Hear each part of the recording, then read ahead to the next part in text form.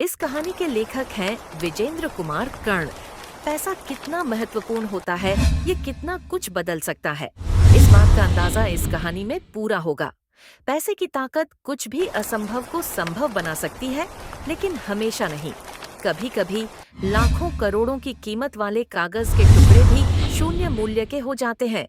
शहर के सबसे महंगे और अत्याधुनिक अस्पताल के बेड नंबर 13 पर करोड़पति बिल्डर विक्रांत सिंह-हानिया का 20 वर्षीय बेटा ध्रुव सिंह-हानिया पिछले 5 दिनों से बेसुध पड़ा है। ध्रुव के चेहरे पर ऑक्सीजन का मास्क लगा हुआ है, बगल में एक ऑक्सीजन सिलेंडर है और उसकी दाईं हाथ की नस में एक ड्रिप की सुई लगी है। ऊपर एक मॉनिटर पर आड़ी टेढ़ी रेखाएं चल रही हैं, जो ध्रुव की सांसें चलने की सूचना दे रही हैं। कितना अजीब है, एक निर्जीव मॉनिटर इंसान के जीवित होने का संकेत दे रहा है। रात के करीब 1:30 बज रहे हैं। अस्पताल में सन्नाटा छाया हुआ है। सन्नाटा सर्दी के कारण कर्कश हो रहा है, लेकिन नर्स पूरी तत्परता से ड्यूटी कर रही है। बाहर कुत्तों की भौंकने की आवाजें सुनाई दे रही हैं। कभी-कभी भौंकने की आवाजें अचानक बंद हो जाती हैं और फिर से शुरू हो जाती हैं। ऐसा कहा जाता है कि कुत्तों का रोना दुर्भाग्य का संकेत है, वही दुर्भाग्य जो ध्रुव सिंह-हानिया को मौत के मुंह से खींचने के लिए तैयार खड़ा है। ध्रुव के प्राइवेट वार्ड में उसकी मां साक्षी सिंह-हानिया अपने बेटे को गहरी नजर से देखती रही और फिर थक कर गहरी नींद में सो गई। उठ, उठ जा, तू क्यों सो रहा है? उठ! ध्रुव के कानों में यह आवाजें गूंज रही हैं, लेकिन आवाज देने वाला कोई दिखाई नहीं दे रहा है। आवाज साधारण नहीं है, बल्कि एक भयावह और बुलंद स्वर है। ठहर, ठहर, उठ जा, सुन जो मैं कह रहा हूँ, कर। ध्रुव की पलकों पर हल्की हलचल होती है, उसकी आंखें थोड़ी खुलती हैं। वह सामने एक विशालकाय आकृति देखता है, लेकिन उसका चेहरा पूरी तरह धुंधला है। अपनी ड्रिप की पाइप निकाल, अपनी नसों में चुभे हुए नुकीले इंजेक्शन को निकाल दे। ध्रुव सम्मोहित सा उस आवाज को सुनता है और फिर एक जोर की चीख मारकर अपनी नसों में चुभे इंजेक्शन को एक झटके में निकाल फेंकता है। ध्रुव जोर से चीखता है। खून की तेज धार उसके हाथ से निकलकर नीचे जमीन पर और बिस्तर पर गिरने लगती है। ऑक्सीजन मास्क भी निकाल और फेंक दे इसे।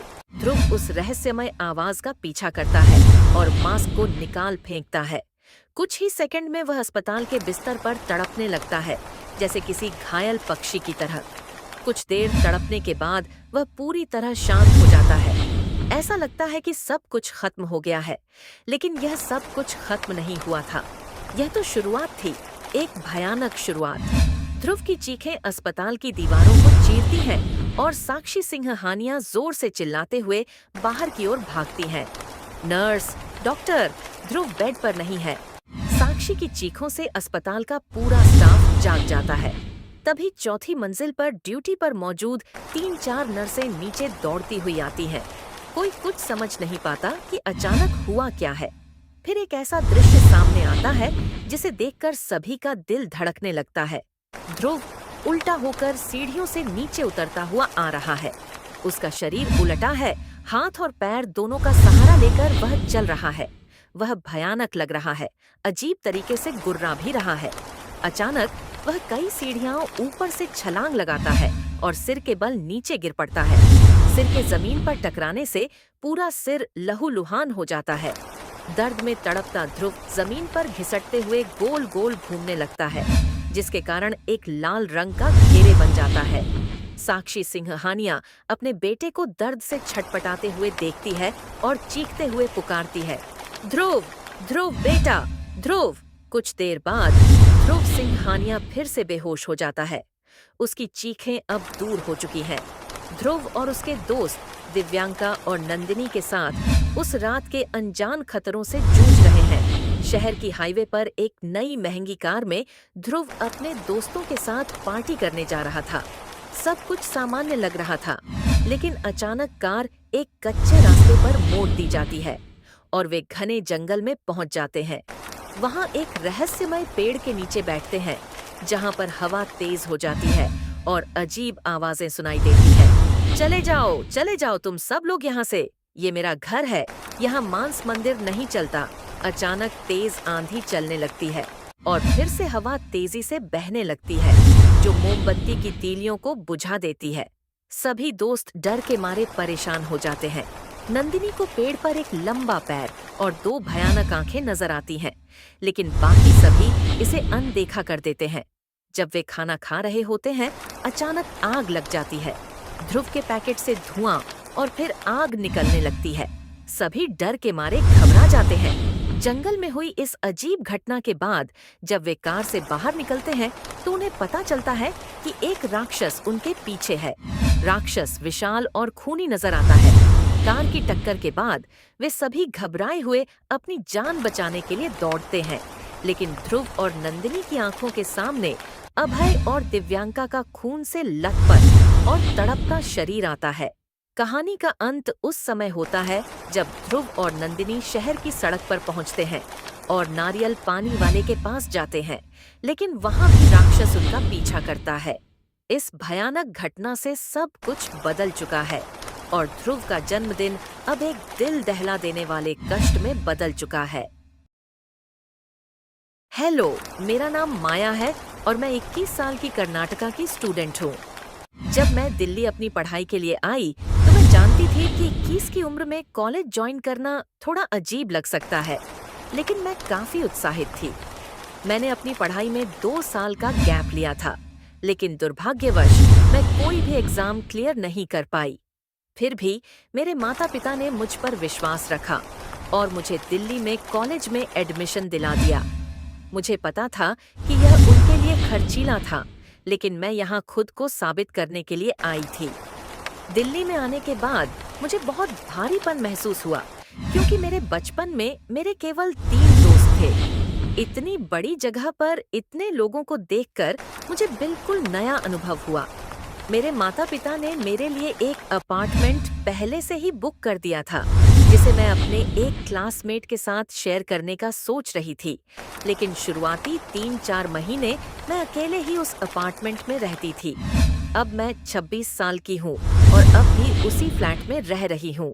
हमारे फ्लैट में 4 बिल्डिंग्स थीं, A, B, C और D। मैं बिल्डिंग सी में ग्राउंड फ्लोर पर रहती थी। हमारे फ्लोर पर कुल 4 और परिवार थे, जिनमें से मेरे पड़ोसी थे मिस्टर वर्मा। उनकी खिड़की मेरे अपार्टमेंट से साफ नजर आती थी। जब मैं शुरू में यहाँ आई थी, मिस्टर वर्मा बहुत दोस्ताना थे। उनकी पत्नी का निधन हो चुका था, लेकिन उनका बड़ा बेटा और बहू भी उनके साथ रहते थे। मिस्टर वर्मा के बेटे ने मेरी मूव इन में मदद की थी और कुछ दिनों तक हमारे लिए खाना भी बनाया था, जिसके लिए मैं बहुत आभारी थी। क्योंकि मैं नई थी और दिल्ली में बाहर घूमना ज्यादा पसंद नहीं करती थी, मैंने मिस्टर वर्मा के घर अक्सर जाना शुरू कर दिया। वहां पर शाम की चाय पर दिल्ली के बारे में बातें करना मुझे अच्छा लगता था। हालांकि हर बार जब मैं उनके घर जाती, मुझे वहां से अजीब सी फीलिंग आती थी, जैसे कुछ सही नहीं है। मुझे ऐसा लगता था कि इस अपार्टमेंट में कुछ तो गड़बड़ है, लेकिन मैं नहीं समझ पा रही थी कि क्या हो सकता है। मिस्टर वर्मा हमेशा यह कहते थे कि उन्हें अपने गांव से बहुत प्यार है। ये सवाल हमेशा मेरे मन में आता था कि पत्नी की मृत्यु के बाद उन्होंने अपने गांव वापस क्यों नहीं गए। इसके अलावा जब भी मैं उनके घर जाती, वहां से अजीब सी बदबू आती थी, जो मुझे समझ नहीं आती थी। मेरे कॉलेज की पढ़ाई शुरू हुए अब 2 महीने हो चुके थे और मिस्टर वर्मा के घर जाने की आदत थोड़ी कम हो गई थी। मुझे एक नई रूममेट मिली थी, जो बहुत प्यारी थी। हम दोनों के अलग अलग कमरे थे, लेकिन हम ज्यादातर समय उसी के कमरे में रहते थे। जब भी मैं अपने कमरे में जाती, मिस्टर वर्मा की खिड़की से अजीब सी बदबू आती थी। इसी वजह से मैं अपनी रूममेट के कमरे में ज्यादा समय बिताती थी। एक रात जब मेरी रूममेट घर पर नहीं थी, मुझे रात के करीब 3 बजे एक जोर की आवाज आई, जैसे कोई हथौड़ा दीवार पर मारा गया हो, और फिर एक महिला की चीखने की आवाज सुनाई दी। मैं जाग गई और खिड़की से बाहर देखा कि मिस्टर वर्मा की लाइट जल रही थी। मैंने समझने की कोशिश की कि क्या हो रहा है, लेकिन अचानक मिस्टर वर्मा ने मुझे खिड़की से देखा और घूरते रहे। यह बहुत डरावना था और फिर उन्होंने कमरे की लाइट बंद कर दी। मुझे यकीन था कि मैंने एक महिला की आवाज सुनी थी, इसलिए मैं मिस्टर वर्मा के कमरे के पास गई और बेल बजाई, लेकिन कोई जवाब नहीं मिला। मैंने दरवाजा खटखटाया और देखा कि दरवाजा खुला हुआ है। उस समय बारिश भी हो रही थी, जैसे पूरा यूनिवर्स मुझे डराने की कोशिश कर रहा हो। मैंने हिम्मत जुटाई और धीरे धीरे अंदर गई। मैंने बहुत ही धीमी आवाज में कहा, हेलो मिस्टर वर्मा, मैंने कोई गिरने की आवाज सुनी, क्या सब ठीक है?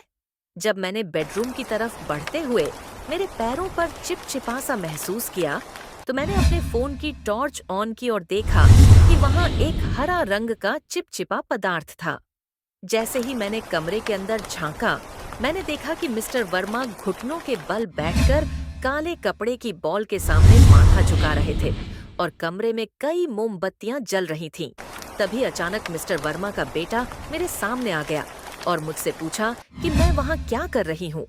मैं डर के मारे कुछ नहीं सोच पाई और बस सॉरी कहकर वहां से निकल गई।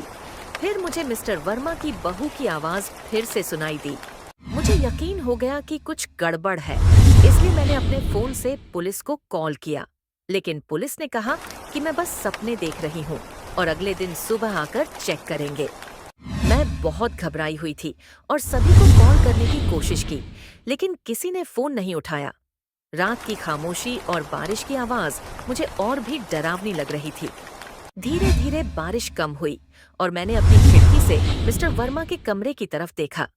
अचानक उनकी खिड़की की लाइट जल गई और उन्होंने मुझसे कहा कि बेटा सो जाओ, बहुत रात हो गई है। अगले दिन मैंने पुलिस को फिर से कॉल किया, लेकिन उन्होंने मुझसे कहा कि मुझे सबूत के तौर पर फोटो खींचनी चाहिए। मैंने अपने कॉलेज के दोस्त को बुलाया और उसके साथ मिस्टर वर्मा के घर गई, लेकिन वहां कुछ भी अजीब नहीं मिला। सब कुछ सामान्य था और मिस्टर वर्मा की बहू भी ठीक थी। मुझे समझ में नहीं आया कि वह सब क्या था। मिस्टर वर्मा ने कहा कि शायद मैंने बुरा सपना देखा होगा। मैं बहुत डर के साथ वहां से चली आई। अब तक मैं यहाँ करीब 4 साल से रह रही हूँ और कुछ भी अजीब नहीं हुआ है, लेकिन मैं आज भी उस रात को याद करती हूँ और सोचती हूँ कि आखिर वह सब क्या था। धन्यवाद। और अगर आपको अपनी कहानी साझा करनी है तो मैंने नीचे ईमेल आईडी दी है, आप अपनी कहानियां वहां भेज सकते हैं। और कृपया मेरे नए गाने को सुनना न भूलें जो पिछले साल से बन रहा था। धन्यवाद।